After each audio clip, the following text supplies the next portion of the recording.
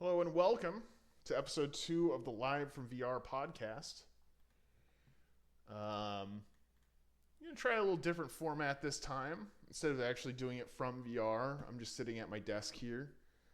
I've been trying to just get in the habit of getting started with the podcast. So I was talking about that on stream the other day. I just kind of want to get to the point where I'm actually doing it on a consistent basis. And after we get to that point, we can worry about making it good later.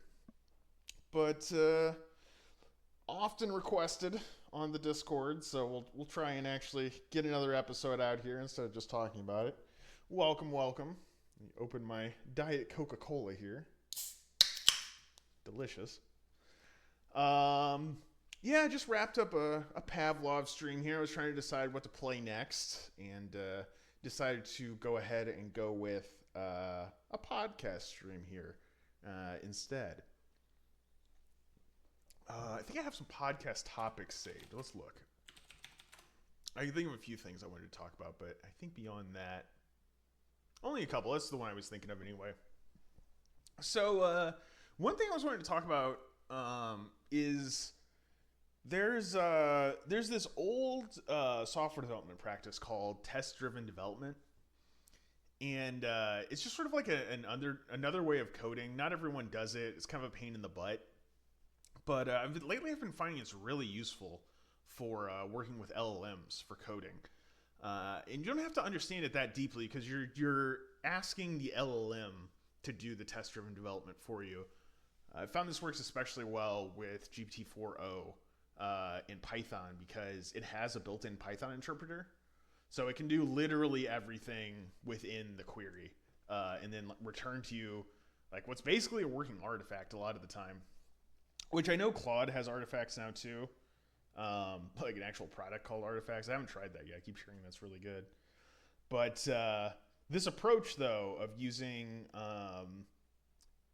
test-driven development, but then also agents, I think is like a really kind of interesting perspective on like the AI coding stuff. Because it turns it from a conversation around like, what's the best one? What do I use? To like, what is the stack that I build out of these agents? So like, for example, in one of these research papers I was reading, I'll see if I can find it and link it in the Discord. I think it was maybe the Code R paper, came out maybe 2 weeks ago. They talk about how they have a multi-agent architecture where basically you describe the problem that you have or the code that you want to generate or solve in the first prompt. And then that's like a manager LLM that goes down into like one LLM that separates the problem into smaller parts, one LLM that tries to solve the problem, one LLM, or I shouldn't say LLM because they're really agents. They can be the same LLM. But one agent who tries to solve the problem, one agent who does the actual editing, because that's sort of a task in and of itself, actually getting the correct code into the files or getting like diffs in, stuff like that. There's some interesting approaches there too around like when to use patches, when to use new files, when to architect around those problems. Originally, I'd been working on this as like trying to keep my files as small as possible, but and then just like having the LLM generate a new file every time and just architecting the apps that way and having like this big sprawling architecture, which is actually the opposite of how I used to do it before LLMs. I would kind of prefer to keep like just a couple files if possible. But I don't think even that approach is as necessary anymore because the not necessarily the tooling is getting better. It is in some cases, but I think just the cleverness of the approaches is getting better so that you can kind of achieve that with the longer files still. But this is all to say that you wind up with this really interesting LLM architecture where, and they talk about this in the Code R paper. I think it was that paper, where some of the LLMs are better at some things and some are better than others. Like, for example, they were saying that like Wizard LLM was really good at coming up with ideas for how to solve the problem, but it wasn't good as the manager LLM. And the more I read about this stuff, the more it seems like this is what the future of software development looks like. until we get to a point where there's like AGI-ASI, and it's, you literally just type in solve this problem for me, and it's like you just asked a smart employee to do it. I think this is it, the beginnings at least of what this architecture looks like. Now, I could be wrong here. They may wind up flipping it all around in 6 months, releasing some new tool, or someone thinks up a new approach that completely obsoletes all this stuff. That would not surprise me, honestly. But for the foreseeable future that I can see, I think there's a real early days beginning of an interesting architecture here developing, where you can sort of like, you can make that almost the core competency of your software development organization, is identifying what LLMs are cutting edge, which ones are open source, which ones work best in which agent model, and then also what you can do to kind of like cost effectively shell out to the proprietary LLMs as well. Because that's another interesting thing about this agent model, is you can have a system where it's open source most of the time, and if it can't solve it, then you're contacting GPT-4o, you're contacting Claude 3.5 Sonnet or whatever. But I think that's that's where a lot of the alpha is right now. The people who are going to learn to put those systems together, either for their own benefits or also just to sell them. I think you can look at companies like Replit, is pretty interesting, as a company that's sort of riding this wave very directly. If you look at like Replit's software development products now, they're really similar to just what I'm describing. If you haven't used Replit, by the way, it's great. I highly recommend it. It's a Y Combinator company.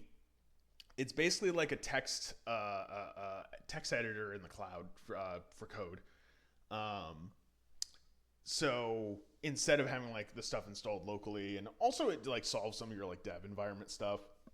I used to think it was like kind of a toy, honestly, but I think people are like making real money hosting apps on there now. It's pretty surprising, but it's cool. It was like that even before the AI changes, and now they've really embraced that, and they've got a lot of really good tooling just baked right into Replit.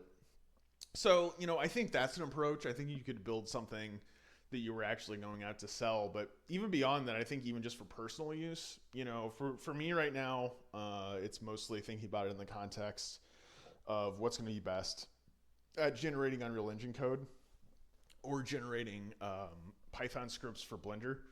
But there's, pretty much any kind of code that you want to write. I think this approach is probably the one to go with.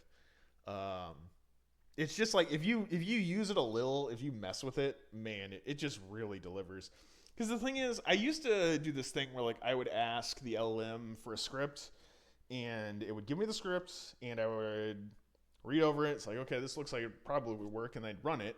And then it's like, oh, okay, here's the errors. And I'd paste those back into GPT-4o or whatever the LLM is, and go, oh, sorry about that. Here's the new script. And usually after 2 or 3 iterations of that, it would work. And that was great. It was, I really liked that. Huge improvement over just, trying to fix it yourself, right? Which is like the old way. Works, but just takes longer usually, right? But now there's like the loop is just to say, can you define some tests in Python to satisfy these requirements? And then can you write a script to satisfy this test? And it's, you can see it happening right there. You can see it writing the script. You can see it running the test locally. You can see it failing. You can see it doing the step that I used to do.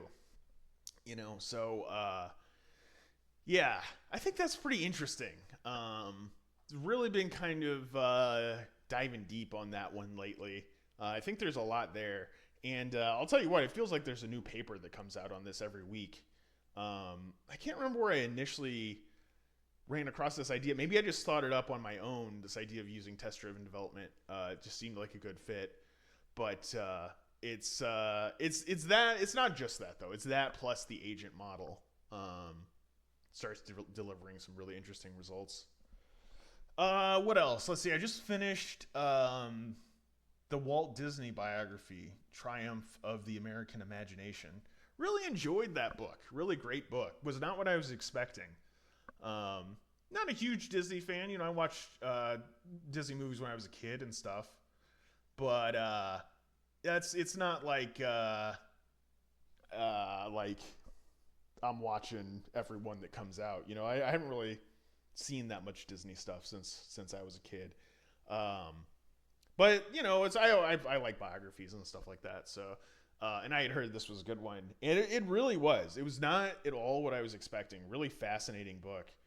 A couple things that really stood out to me about it were, well, first of all, like just most of the book. It was like 33 hours worth of book.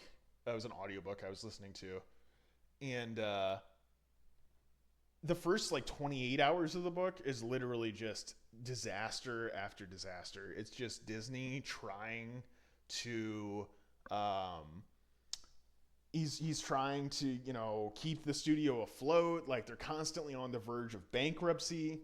He also worked a lot with his brother Roy, who's also a part owner in the company. I didn't actually know that until I read the book, but like his brother was like deeply involved the entire time, the whole way with Disneyland too. Yeah, so he's the whole time he's just like trying to keep the company going. He's like going to the bank. They're telling him, you got to stop making movies, go back to shorts maybe.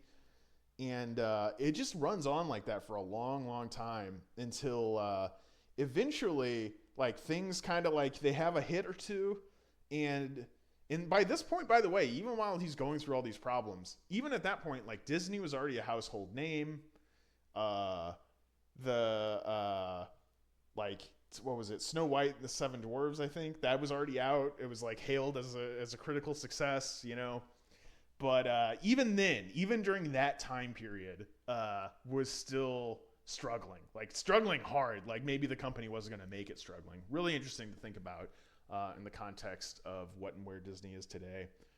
But it was interesting too, reading the book, how much of a problem distribution was. The book Masters of Doom, about id Software, John Carmack and John Romero building id, reminded me of this too. It had this feeling all in a less extreme way, but you just realize like when you're making art, distribution is just so much. It's so much, and you're really at the mercy of the people who are doing your distribution too. I think that's a really interesting part about today's environment where you can kind of go direct. You get to cut out like a lot of the stuff that you can literally just go into books and read about. But you think about like Disney, they were making these incredible movies, costing like millions of dollars in $1950, so like very expensive productions. And then it's like, then they do the distribution deal. It would go on the big screen. It would play in some theaters around the country. They'd make some money. Sometimes they would make their money back. Sometimes they would lose money. And then that would be it. That would be it, because for a large part of the book, television really was not a thing yet. There were, really like no entertainment programs yet. That was in the book too. Disney had one of the first TV programs on, I believe it was ABC. It was pretty interesting. Apparently he used it like as an ad for Disneyland. This was interesting too. He made the deal for the TV show, and then his plan was that every episode of the TV show was going to be leading up to the opening of Disneyland. And then on opening day, you'd basically get to go and be in the TV show. Really innovative. This guy's thinking up stuff like this in the 50s. Very impressive. But, yeah, it's interesting, back then, no TV, no VHS tapes, no DVDs, no streaming services. It almost didn't matter how good it was, for a video. Maybe if you wrote a book, that's a little bit different, right? The distribution there. But for movies at that time, it's just crazy. It's just crazy to think about.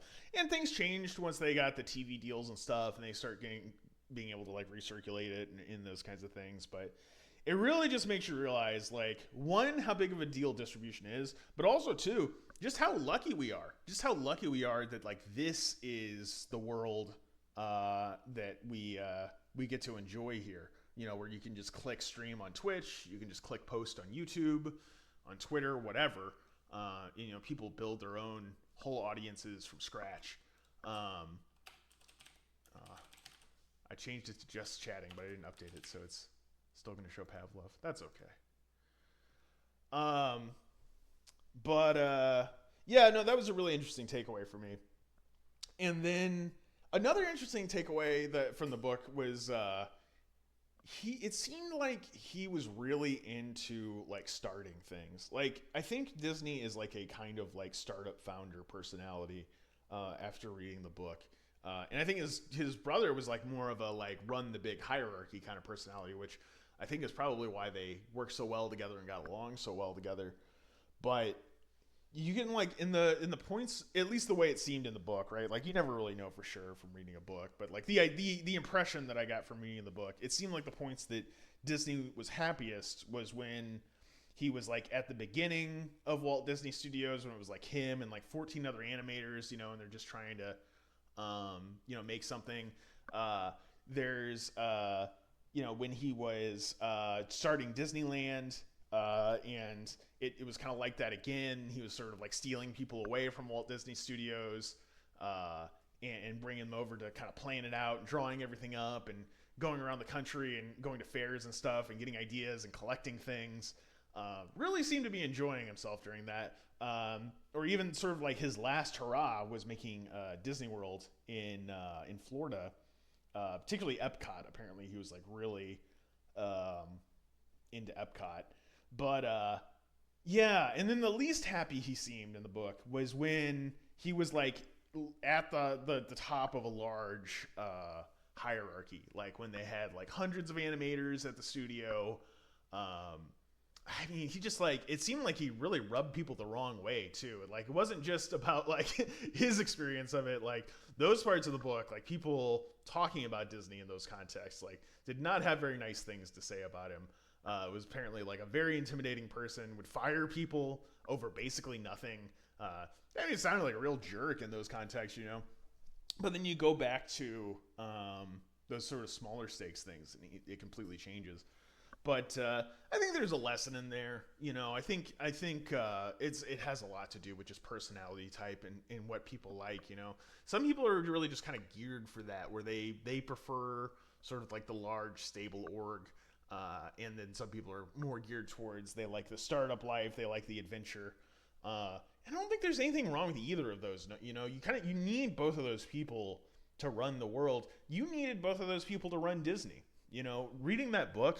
If Walt didn't have Roy, I don't know. I don't know if Disney anything would exist. Like maybe some movies or something. It's hard to imagine a world where Disneyland or Disney World exists if he didn't have Roy to kind of do all that stuff for him. So it's a good book though. I'd recommend it. It was a little long, but there was a lot of stuff going on in there too. You know, the dude lived a pretty full life.